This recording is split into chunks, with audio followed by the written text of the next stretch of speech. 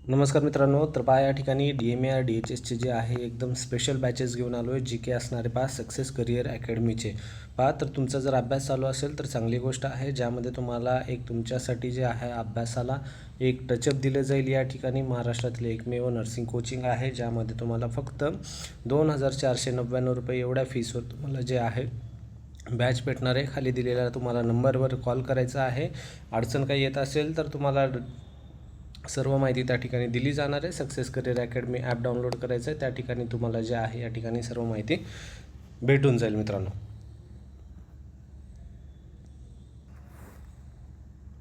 तर पहा या ठिकाणी महत्त्वाचं या ठिकाणी पहा समुदाय आरोग्य अधिकारी जे आहे या ठिकाणी याची जी आहे एक्झाम 25 ऑगस्टला आहे. सर्वांना माहिती आहे, सर्वांचे हॉल तिकीट पण आलेले आहेत मित्रांनो. ठीक आहे, हॉल तिकीट सर्वांनी डाउनलोड केलेच असतील. ज्यांनी हॉल तिकीट डाउनलोड केलेलं नाही आहे तर त्यांनी हॉल तिकीट डाउनलोड करून घ्या.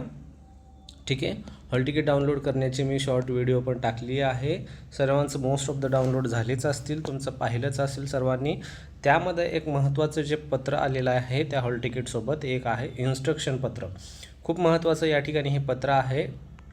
याबाबतच मी माहिती सांगणार आहे. आणि त्यानंतर सोबत मी जेव्हा ही CHOची एक्झाम दिली होती तेव्हा मी CHOची एक्झाम कशाप्रकारे दिली होती आणि मी CHO पास कसा झालो, त्यानंतर मी 3 वर्ष जे आहे CHO या ठिकाणी जॉब केलेला आहे मित्रांनो, ॲज अ लातूरमध्ये, ज्या ठिकाणी मी या ठिकाणी CHO म्हणून कार्यरत होतो. तर संपूर्ण या विषयावर आपण चर्चा करणार आहे. इन्स्ट्रक्शन काय काय असणार आहे तर चला व्हिडिओ स्टार्ट करू. पहा या ठिकाणी सर्वात अगोदर तुम्हाला जे आहे तुमचा पॅटर्न वगैरे माहीत असणं गरजेचं आहे. लक्षात असू द्या, पॅटर्न पूर्ण माहीत असणं तरच तुम्ही सर्व या ठिकाणी व्यवस्थित प्रकारे तुमचा अभ्यास झाला असेल. पॅटर्ननुसार त्यानंतर तुमचं जे आहे तयारी पण चांगली केली असतात. उमेदवारांना देण्यात येणाऱ्या असलेल्या ऑनलाईन परीक्षेच्या विविध पैलूचा तपशील व संबंधित बाबीसोबत सूचना जी आहे ही माहिती पुस्तिका असणार आहे.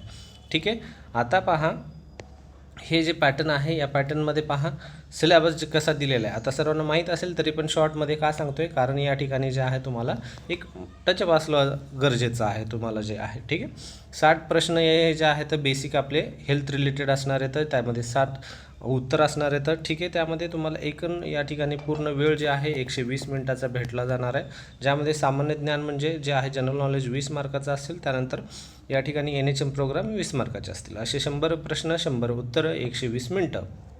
सिम्पल फॉर्मॅट आहे. ठीक आहे, सर्वांना माहिती आहे ऑलरेडी. आता या ठिकाणी पहा खाली काय माहिती दिलेली आहे. परीक्षेचा अवधी 120 मिनिटाचा आहे, सांगितल्याप्रमाणे 120 मिनिटाचा. त्यामध्ये पहा 180 मिनटं उपस्थित राहावे लागेल, ज्यामध्ये लॉग्ड होणं, प्रवेश गोळा करणे, सूचना देणे इत्यादी. आता हा खूप महत्त्वाचा पॉईंट आहे मित्रांनो. तुम्ही जेव्हा हे IBPS जे आहे हे जे आहे मोस्टली बँकिंगचे क्वेश्चन एक्झाम घेतं. कोणते घेतं? बँकिंगचे घेतं. आणि TCS जे आहे हे इतर एक्झाम घेतं, इतर जसे की महानगरपालिका असेल वगैरे. तर यावेळी जे आहे IBPS जे आहे CHOची एक्झाम घेत आहे.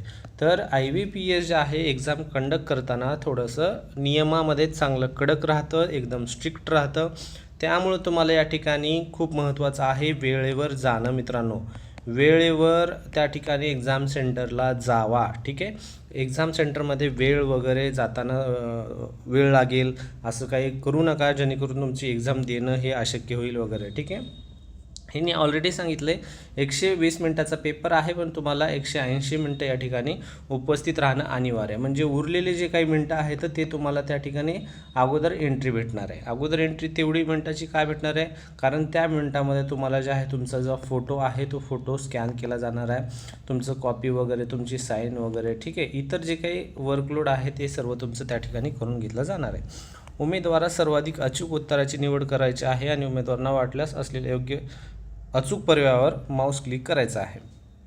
ठीक आहे, आता या ठिकाणी काही गोष्टी मला सांगणं खूप गरजेचं आहे. पहा या ठिकाणी हे जे आहेत तर प्रश्न जे आलेले तर या ठिकाणी हे पहा, या ठिकाणी प्रश्न अशा प्रकारे एक त्यांनी उत्तर एक्झाम्पल दिलेलं आहे. विषयाचे ज्ञान पहा या ठिकाणी, जे की हेल्थ रिलेटेड जे प्रश्न आहेत या ठिकाणी दिलेलं आहे. 1 2 3 4 5. ठीक आहे, हे 5 MCQ या ठिकाणी आले. तर प्रश्न आले लहान मुलांच्या तीव्र स्वरूपाचा मध्यकर्म 10 अॅक्यूट ओटायटिस मीडिया आहे, यापैकी कोणतं सर्वसामान्य कारण आहे. असं या ठिकाणी दिलेलं आहे. पण यामध्ये महत्त्वाचा पॉईंट जो आहे 5 MCQचा आहे. तर या ठिकाणी जे आहे यावेळी जे आहे MCQ जे आहेत 5 असणार आहेत मित्रांनो. मागील जी काही एक्झाम वगैरे झाल्या त्यामध्ये MCQ फक्त हे 4 होते. 4 मधील 1 जे आहे करेक्ट उत्तर असायचं. आता या 5 मधील काय असणार आहे, 1 करेक्ट उत्तर असणार आहे. ठीक आहे. तर या ठिकाणी MCQ 4 पेक्षा आता या ठिकाणी 1 वाढवण्यात आलेलं आहे. म्हणजे थोडंसं तुमचं या ठिकाणी एक्झाम जे आहे ते टफ करण्याचा प्रयत्न करण्यात आलेला आहे. ठीक आहे. हा एक पॉईंट लक्षात असू द्या तुमच्या. त्यानंतर कृपया या ठिकाणी ध्यानात घ्या की या पुस्तिकेत दिलेले प्रश्नाचे प्रकार हे उदाहरणं देखील आहेत आणि सर्व समावेशक नाहीत. प्रत्येक परीक्षेत तुम्हाला यापैकी काही किंवा सर्व प्रकारचे अधिक कठीण पातळीचे प्रश्न आढळतील. शिवाय कठीण नमूद केलेल्या प्रश्न आढळतील. काही नमुना प्रश्न खाली दाखवलेला आहे. पहा मित्रांनो, हे झालं तुम्हाला हे ऑप्शन आलेले आहेत या ठिकाणी 5. हे सांगितलं तुम्हाला पॉईंट.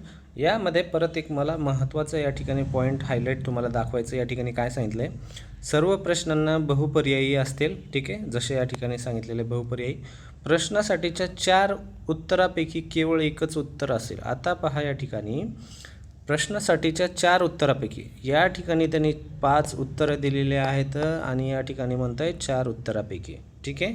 आता या ठिकाणी तुम्हाला जेव्हा हे एक्झाम तुम्ही देताल तेव्हा समजेल मोस्टली काय असणार आहे. पण माझ्या मते या ठिकाणी 5 MCQ आलेले आहेत, म्हणजे 5च या ठिकाणी असणार आहेत मित्रांनो.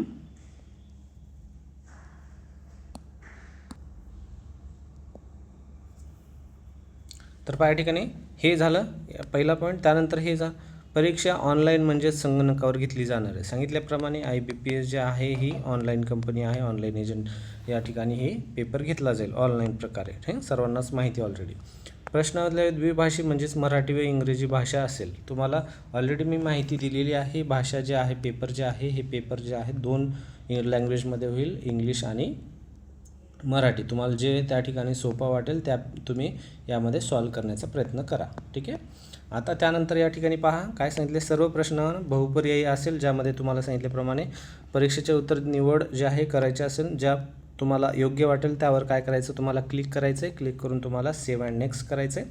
सेव्ह अँड नेक्स्ट केल्यानंतर तो ऑप्शन तुमचा जाईल, लगेच डन होऊन जाईल. त्या ठिकाणी तो कंप्लीट होईल. जर तुम्ही त्या ठिकाणी जर त्याला मार्क फॉर रिव्ह्यू केलं अँड नेक्स्ट केलं तर तो जो आहे वेगळ्या ऑप्शनमध्ये येईल आणि ते तुम्हाला नंतर करण्यासाठी त्या ठिकाणी त्या संधी भेटेल त्या प्रश्नाला. हे झालं. आता या ठिकाणी पहा, हे जे आहे महत्त्वाचं या ठिकाणी तुम्हाला काही पॉईंट दिलेले आहेत. हे पॉईंट तुम्ही सर्व वाचून घेणं गरजेचं आहे. स्क्रीनच्या उजव्या बाजूला क्वेश्चन पॅलेट दाखवले जाणार असून त्यापैकी एक चिन्ह वापरून प्रश्नाचे स्थिती दाखवेल. उजव्या बाजूला या ठिकाणी राईट साईडला जे असणार आहे, तुम्ही जर सेव्ह अँड नेक्स्ट केलं तर त्या ठिकाणी तुमचा तो क्वेश्चन जे आहे झाला आहे म्हणून असं समजून येणार आहे तुम्हाला. जर त्या ठिकाणी मार्क रिव्ह्यू केलेला आहे त्या ठिकाणी कलर वेगळा येईल, ते तुम्हाला परत करायचं आहे. म्हणजे तुम्ही ते समजत नाही आहे प्रश्न उत्तर वगैरे म्हणून तो ठेवलेला आहे, नंतर करणार आहे. तर ठीक आहे, अशा प्रकारे. आता हे जनरल पॉईंट आहे, तुम्हाला सर्वांना समजूनच जातील. मी एक थोडंसं कॉमनमध्ये सांगतो. जेव्हा तुम्ही आता बऱ्याच जणांचा प्रश्न पडलेला आहे त्याविषयी पहा.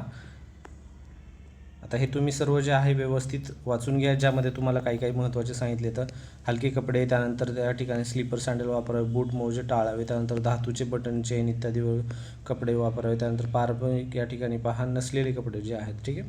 धार्मिक पोशाख घालून येणारे उमेदवारास, दिव्यांग उमेदवारास या ठिकाणी रिपोर्टची वेळेपर्यंत केंद्रावर उपस्थित राहावे. हे काही महत्त्वाचे पॉईंट या ठिकाणी दिले आहेत. त्यानंतर फिंगरप्रिंट, जर बोटांना मळ किंवा धूळ लागली असेल तर बोटं ठसे वगैरे धुवून घेणं गरजेचं आहे, कारण त्या ठिकाणी तुम्हाला थंब वगैरे करावा लागतो. ठीक आहे. या ठिकाणी महत्त्वाचं म्हणजे एक पॉईंट दिला आहे, कृपया लक्षात घ्या, रेशन कार्ड, वाहन चालक शिकाऊ परवाना यापेक्षा पुरावा म्हणून स्वीकारले जाणार नाही. रेशन कार्ड, वाहन चालक शिकाऊ परवाना आणि वैध ओळखीचा म्हणून स्वीकारले जाणार नाही. ह्या गोष्टी तुम्ही घेऊन जाऊ नका, रेशन कार्ड वगैरे. ठीक आहे. तुम्हाला महत्त्वाचं या ठिकाणी आधार कार्डच जो असतो इम्पॉर्टंट असतो, जे की ते त्या ठिकाणी तुम्हाला लागणार आहे. आता काय करायचं आहे पहा, जेव्हा तुम्हाला एक्झामला जाणार आहे तर बेसिक पॉईंट सांगतो. सर्वात अगोदर सर्वांचं जे आहे 7:30 दिलेलं आहे टाईम. तर 7:30 दिलेलं आहे. तर या ठिकाणी तुम्हाला जे आहे या टाईमच्या अगोदर तिथं पोहोचायचं आहे. लक्षात असू द्या, 7:30च्या अगोदर जे आहे तुम्हाला त्या ठिकाणी पोहोचायचं आहे. जिथं ज्यांच्या टायमिंगमध्ये टायमिंग आहे, ज्यांचा जे काही असेल, कोणाचं 7:30 असेल, कोणाचा दुपारचा असेल, कोणाचा इव्हिनिंगचा असेल, जे काही टाईम असेल त्या टाईमच्या तुम्हाला त्या ठिकाणी अगोदर त्या ठिकाणी जायचं आहे. लक्षात असू द्या, IBPSचा थोडासा प्रकार वेगळा असतो, त्यामुळं गेट क्लोज वगैरे झाल्यानंतर जाण्यात काही अर्थ नाही. जेवढं लवकर जाल त्या ठिकाणीच तुम्हाला त्या ठिकाणी पोहोचायचं आहे मित्रांनो. त्यानंतर जे आहे तुम्हाला गेल्यानंतर जे आहे तुमचं जी काही तुमची बॅग वगैरे आहे ते बॅग एक साईड देऊन टाका, किंवा कोणाला सोबत नेलं असेल तर त्यांना देऊन टाका.